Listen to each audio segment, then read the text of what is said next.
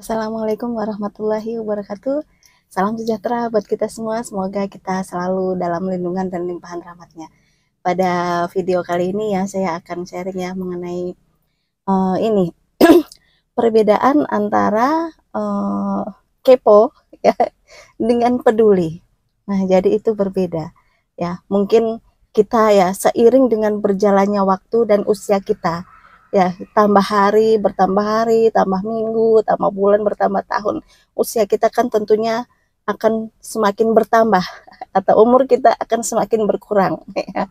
Seperti itu. Terus permasalahan dalam hidup kita pun berbeda. Tahun kemarin, tahun sekarang, tahun akan datang. Dulu anak kita waktu kecil-kecil ya, terus sekarang anak kita udah menginjak usia dewasa, anak-anak remaja ataupun dewasa, itu juga permasalahan yang kita hadapi itu berbeda. Jadi menghadapi masalah keluarga waktu anak kita kecil dan ini juga remaja juga kan berbeda, baik kebutuhannya ataupun ya kegiatan yang kita lakukan atau permasalahan dan solusi yang kita hadapi ya, dan solusi yang kita cari. Nah, itu kan berbeda pula ya. Begitupun dengan pernikahan kita atau ya nikah setahun, 2 tahun, 5 tahun, 10 tahun, tentunya juga permasalahannya berbeda juga karena setiap orang itu punya permasalahan masing-masing dan setiap orang nggak sama ya. Dan setiap orang punya ujian masing-masing. Nah, ada ujian itu datang dari keluarganya, dari keluarga besarnya, keluarga besar suami atau istri. Ada ujian itu datang dari suami kita sendiri atau istri kita. Ya, ada ujian itu datang dari anak-anak kita. Ada ujian datang itu dari orang lain atau ujian datang itu berupa sakit ya. Semoga yang sakit juga segera dikasih ini ya, kesembuhan oleh Tuhan ya. Seperti itu, dikasih kesembuhan dan diangkat semua penyakitnya sehingga sehat kembali seperti semula ya. Nah, seperti itu. Jadi ujian itu beraneka ragam dan setiap orang itu berbeda jalan hidupnya. Ada yang rumah tangganya tercukupi secara materi, tapi keluarganya tercukupi nih, tapi rumah tangganya nggak pernah tentrem, nggak pernah akur. Ada aja permasalahan yang bikin ribut. Ada yang keluarga yang tenang, tentrem, anaknya nurut, tapi ekonominya serba kekurangan. Itu diuji dari sisi ekonominya ya, bahwa Tuhan sudah menjelaskan bahwa kujadikan keluargamu, anak dan istrimu itu merupakan ujian bagimu ya. Jadi kalau kita menghadapi suami atau istri yang mungkin nggak sesuai dengan keinginan kita, yaitu juga merupakan suatu ujian supaya kita bersabar, latihan bersabar atau ya mencari solusi yang terbaik lah. Terus kita dihadapkan oleh anak kita yang mungkin bandel, yang nakal, yang nggak nurut. Nah, itu juga merupakan ujian.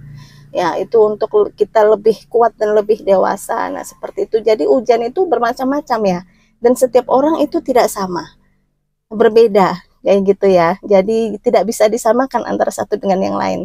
Nah, yang selanjutnya, seiring kita bertambahnya usia, tentunya dulu waktu kita remaja ya, itu kan kita temennya bisa banyak. Ya, kita semua mungkin pernah mengalami waktu kita sekolah, mungkin kita SMP, SMA, terus mungkin kuliah atau bekerja, itu kan temennya banyak. Di mana-mana ada temen. Ada waktu kita nongkrong bareng, jalan bareng kemana-mana. Ada 5 orang, 10 orang, rame-rame, temennya di mana-mana ada. Ada masalah kita share, kita ini. Tapi seiring dengan bertambahnya usia, dengan waktu, dengan keluarga, kondisi keluarga kita yang kita harus lebih fokus ke keluarga kita dan anak-anak kita. Nah, sehingga kan pertemanan kita, circle kita pun akan berkurang. Akan berubah lah circle yang tadinya teman dekat, akrab, kemana-mana bareng, atau mungkin saudara, kakak adik kita kemana-mana bareng. Nah, jadi circle-nya berubah lah ya. Jadi lebih fokus ke keluarga dan anak-anak kita, ya kan, seperti itu ya. Jadi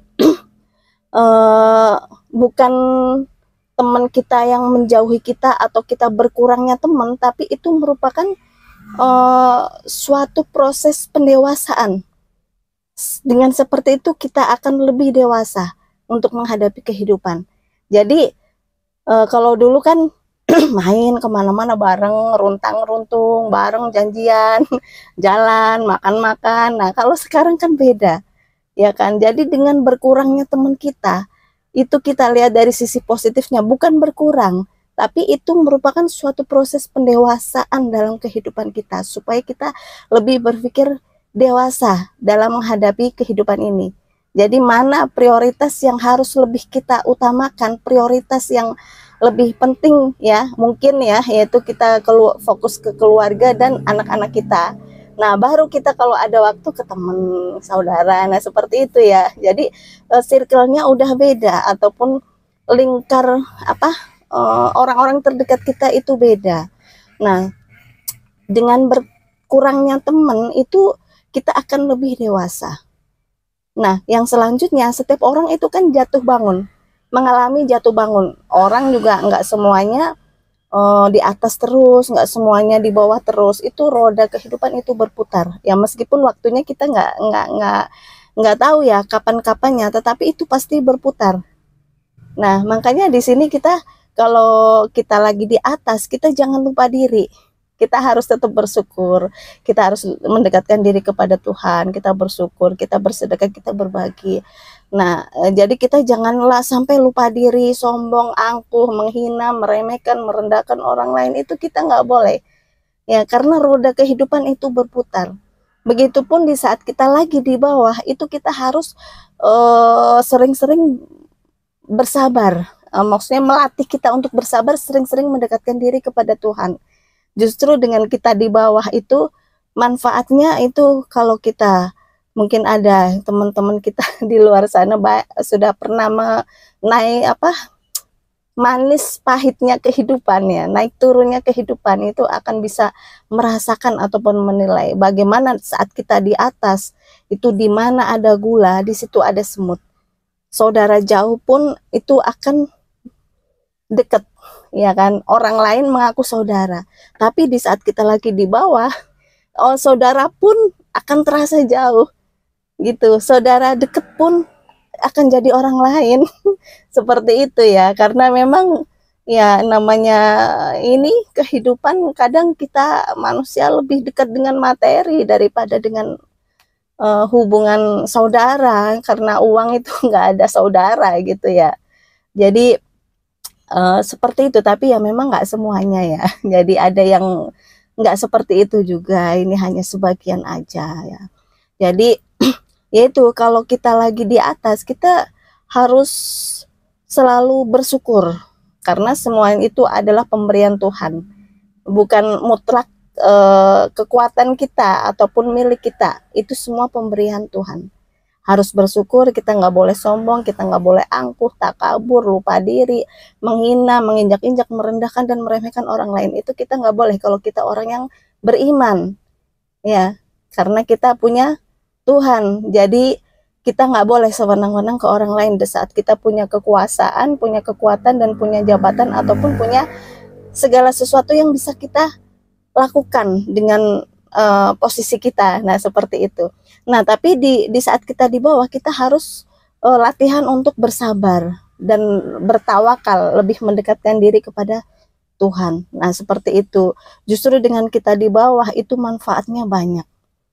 Yang pertama, kita akan lebih bersyukur dengan apa yang kita miliki. Yang kedua, kita akan lebih banyak waktu untuk lebih mendekatkan diri kepada Tuhan. Biasanya orang dalam kondisi senang itu belum tentu ingat sama Tuhan.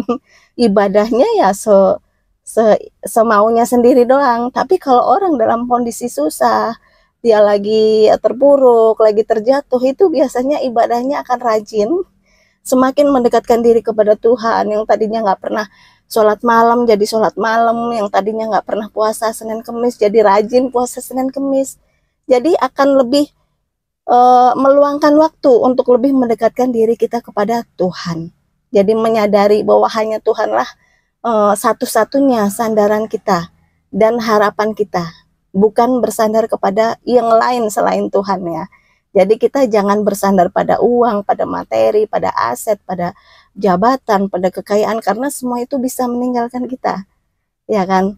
Nah, yang selanjutnya, di saat kita lagi terpuruk, lagi terjatuh, kita akan benar-benar tahu siapa orang-orang yang dengan tulus ikhlas memahami kita, mengerti kita. Kalau kita lagi kondisi di atas, semua orang baik, karena orang baik itu biasanya ada maunya, ada keinginannya, ada tujuannya. Ah, saya baik ke dia kan nanti kan ini, saya nanti dapat ini. Kalau saya baik ke dia, benefitnya apa, saya dapat apa, keuntungan bagi saya apa. Nah, itu mayoritas orang zaman sekarang seperti itu ya, materialistis ya. Tapi kita nggak boleh terlalu seperti itu ya. Memang kita menghadapi hidup itu harus realistis ya, butuh materi, tetapi materi bukan segalanya. Nah, seperti itu. Jadi bukan materialistis tapi realistis. Ya, itu berbeda. Kita berpikir yang realistis sama materialistis itu berbeda. Kalau materialistis segala sesuatu diukur dan dinilai dengan uang, tapi kalau realistis kita memang hidup itu memang butuh uang, tapi uang itu bukan segalanya. Nah, seperti itu ya. Nah, yang selanjutnya kita akan benar-benar tahu nih, di saat kita jatuh, kita terpuruk, kita lagi repot, kita lagi di bawah, kita tahu mana orang-orang yang baik dengan tulus ikhlas ke kita, mana orang yang bisa mengerti dan memahami kita tanpa pamrih, hanya karena Tuhan. Nanti Tuhan yang akan ngebales kebaikannya. Nah, seperti kita akan tahu mana teman-teman kita atau saudara kita atau siapapun orang di sekitar kita yang memahami, mengerti dan bisa menolong kita, mengerti, bantu. Ya, mengertikan itu banyak ini ya maknanya gitu, bisa membantu, bisa melakukan sesuatu, bisa dari segi omongan atau perbuatan. Nah, kita akan tahu mana orang-orang yang tulus ke kita dan yang enggak, yang dekat ke kita hanya karena ada pamrihnya, ada maunya, ada tujuannya, ada keuntungannya.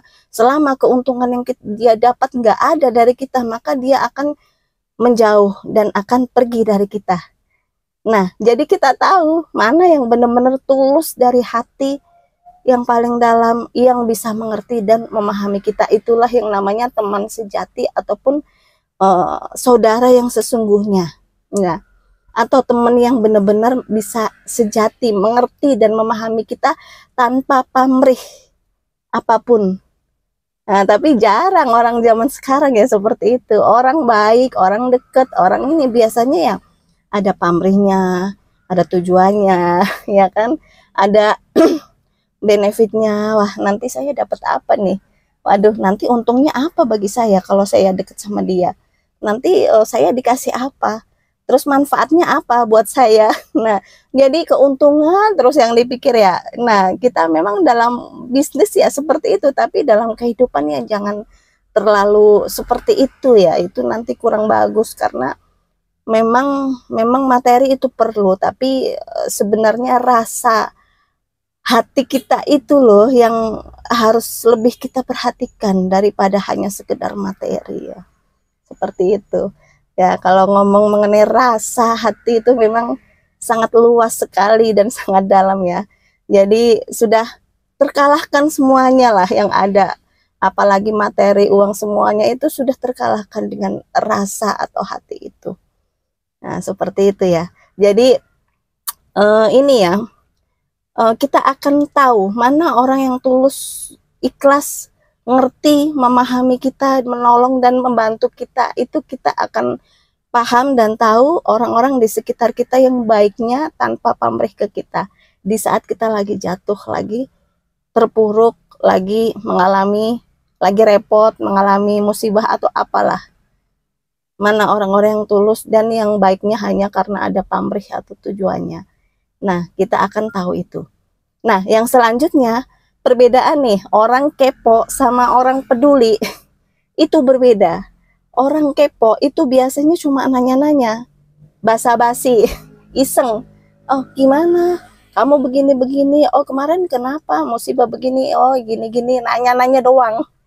Kayak misal kita ketemu sama teman kita nih ya, udah lama nggak ketemu atau ya saudara atau siapa. Biasanya kan kepo, pingin tahu urusan kita.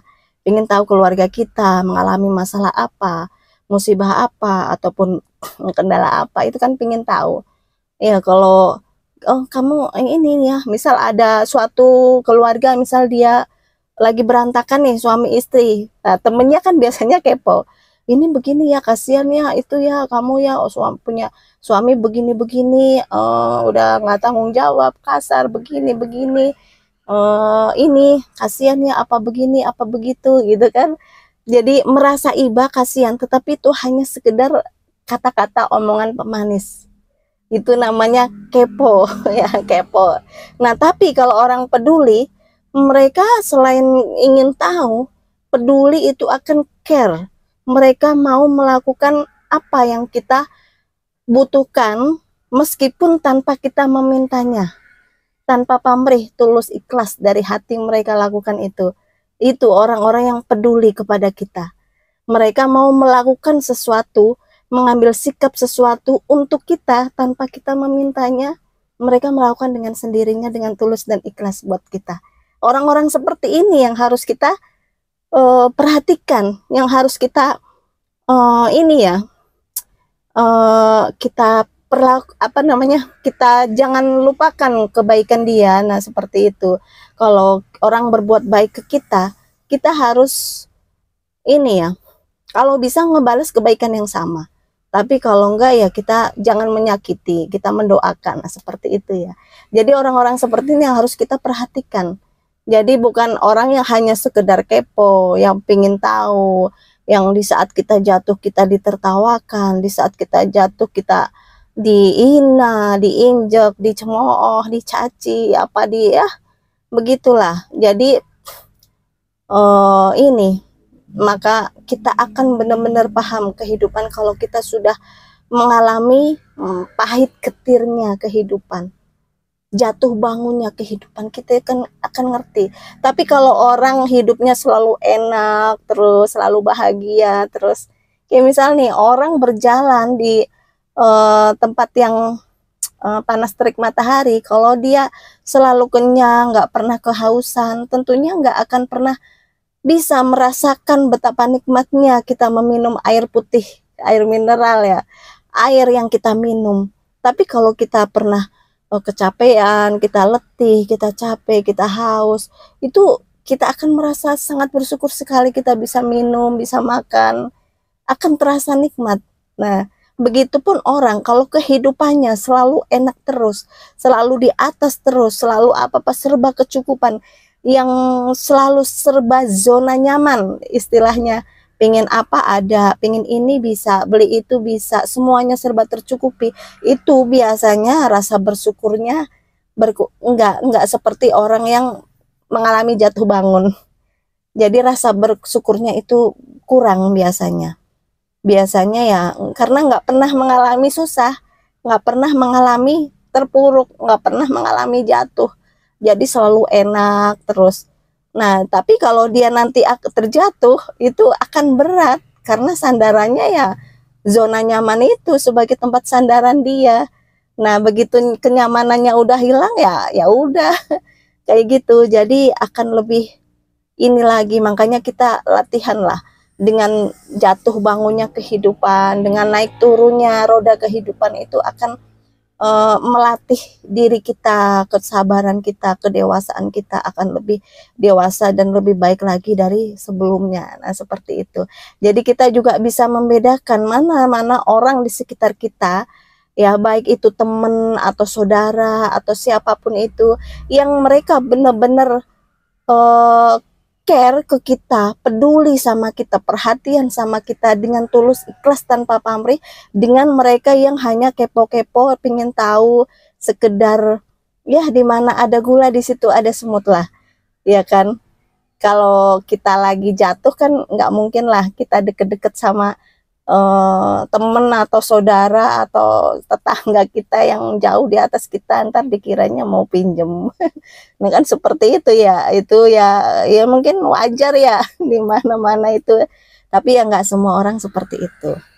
Kalau kita lagi terjatuh deket-deket sama orang yang kaya ya nanti dikiranya mau gimana, mau ngerepotin, mau ini mau itu. Nah, seperti itu. Jadi perlu ya kita pahami, membedakan mana orang-orang yang ini benar-benar care, peduli ke kita, itu yang harus kita perhatikan, daripada orang yang hanya sekedar kepo-kepo, baik di saat kita lagi di atas dan mereka menjauh di saat kita lagi di bawah. Karena kebaikan itu nggak ada ketulusan, ya. Kebaikannya itu karena ada pamrihnya. Tapi baik yang tulus ikhlas itu tanpa pamrih apapun dari kita, mengambil manfaat atau keuntungan dari kita itu nggak seperti itu, nggak akan mengambil manfaat atau keuntungan dari kita. Kalau orang yang benar-benar baik, tulus, ikhlas apa adanya, tapi memang jarang ya orang seperti itu. Ya makanya kita dengan berkurangnya circle lingkaran kita, teman ataupun sahabat atau ya saudara yang banyak jadi sedikit, kita jangan inilah anggap ya itu biasalah sebagai proses pendewasaan kita agar lebih dewasa, lebih memahami kehidupan. Nah, seperti itu ya. Jadi banyak hal-hal yang memang harus kita pelajari di dalam kehidupan ini, baik di saat kita di atas ataupun kita di bawah. Nah, jadi kita juga akan lebih peka untuk menilai orang lain, mana yang tulus ikhlas tanpa pamrih dan mana yang baik ke kita hanya ada pamrihnya atau manfaat atau keuntungannya bagi dia. Nah, seperti itu ya. Jadi ya mungkin sementara itu ya yang saya sampaikan pada video kali ini. Semoga bisa bermanfaat buat kita semua ya. Mohon maaf jika ada kekurangan dan kesalahan. Sampai ketemu di video-video yang selanjutnya. Wassalamualaikum warahmatullahi wabarakatuh.